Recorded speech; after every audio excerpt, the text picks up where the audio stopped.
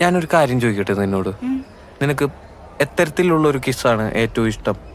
എങ്ങനത്തെ കിസ്സോ? ആ കിസ് ഒരു ടൈപ്പ് അല്ലേ ഉള്ളൂ. ആണോ? ആ keep it simple and sweet, അത്രേ ഉള്ളൂ. Keep it simple and sweet.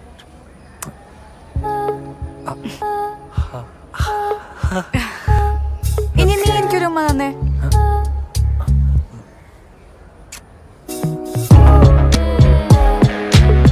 നിങ്ങളുടെ കാമുകനെ ചുംബിക്കുന്നതിനുള്ള 24 വ്യത്യസ്ത വഴികൾ, കൂടാതെ ഒരു മികച്ച ചുംബകനാകുക.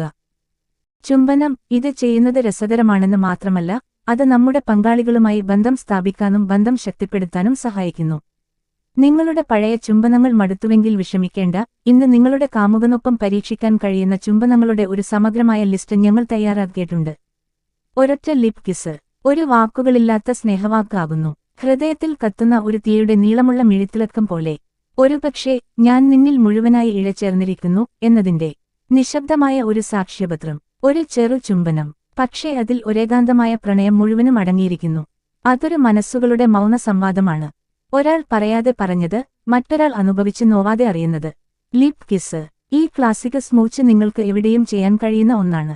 നിങ്ങളുടെ കാമുകന്റെ നേരെ ചാരി നിന്ന് ചുണ്ടുകൾ ചെറുതായി അമർത്തി വായ അടച്ചുവയ്ക്കുക.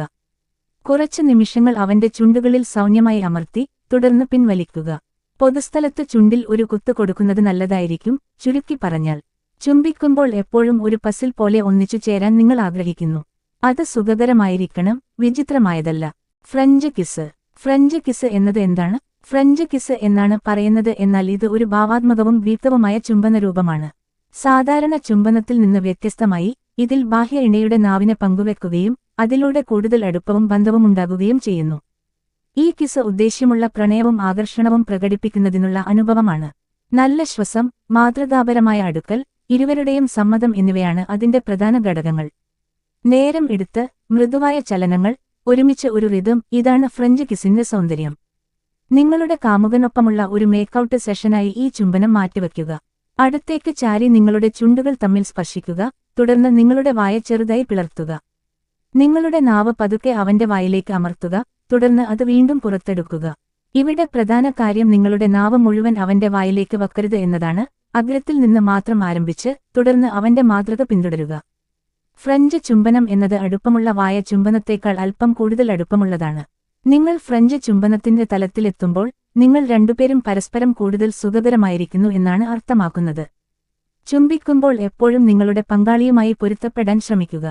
ബൈറ്റിംഗ് കിസ് സ്നേഹത്തിലും ആവേശത്തിലും ചേർന്നു പിറക്കുന്ന ഒരു നിമിഷം. അത് ഒരു ചെറിയ കടി മാത്രമല്ല, ഹൃദയത്തിൽ സ്പന്ദനമാകുന്ന അതിശയിപ്പിക്കുന്ന ചുംബനമാണ്. നേരിയ കടി കമ്പനത്തോടെ ഇണയുടെ മനസ്സ് ഉണർത്തുന്നു, ആവേശം ഉരുക്കുന്നു. പക്ഷേ അതിൽ നിന്ന് സ്നേഹം വെടിഞ്ഞാൽ അതൊരു തെറ്റായ അനുഭവമാകും. പരസ്പര സ്നേഹവും സമ്മതവുമാണ് ഇതിന്റെ ആത്മാവ്. മൃദുവായി, സ്നേഹത്തോടെ, എളുപ്പത്തിൽ ഒരാളുടെ ഹൃദയം കീഴടക്കാൻ കഴിയും. അവിടെയും ഇവിടെയും ഒന്ന് കടിക്കുന്നത് നിങ്ങളെ രണ്ടുപേരെയും ശരിക്കും ഉന്മേഷഭരിതരാക്കും. നിങ്ങൾ രണ്ടുപേരും മയങ്ങുമ്പോൾ നിങ്ങളുടെ കാമുകന്റെ ചുണ്ടുകൾ, ചെവിത്തടം, കഴുത്ത് അല്ലെങ്കിൽ താടിയല്ല് എന്നിവയിൽ സൗമ്യമായി കടിക്കാൻ ശ്രമിക്കുക. ഒരു അടയാളം അവശേഷിപ്പിക്കാൻ നിങ്ങൾ ശക്തമായി കടിക്കുന്നില്ലെന്ന് ഉറപ്പാക്കുക. അവൻ പിന്മാറുകയോ വിറയ്ക്കുകയോ ചെയ്താൽ നിർത്തി അയാൾക്ക് സുഖമാണോ എന്ന് ചോദിക്കുക. നിങ്ങൾ അമിതമായി കടിച്ചാൽ ഒരു ഹിക്കിയെ ഉപേക്ഷിക്കാനുള്ള സാധ്യതയും കൂടുതലാണ്. ഹിക്കികളെ കൈകാര്യം ചെയ്യുന്നത് അരോചകമാണ്. നിങ്ങളുടെ കാമുകൻ തന്റെ സുഹൃത്തുക്കളോട്ടോ കുടുംബാംഗങ്ങളോട്ടോ ഏതെങ്കിലും തരത്തിലുള്ള ചുവന്ന പാടുകൾ വിശദീകരിക്കാൻ ആഗ്രഹിക്കുന്നില്ലായിരിക്കാം.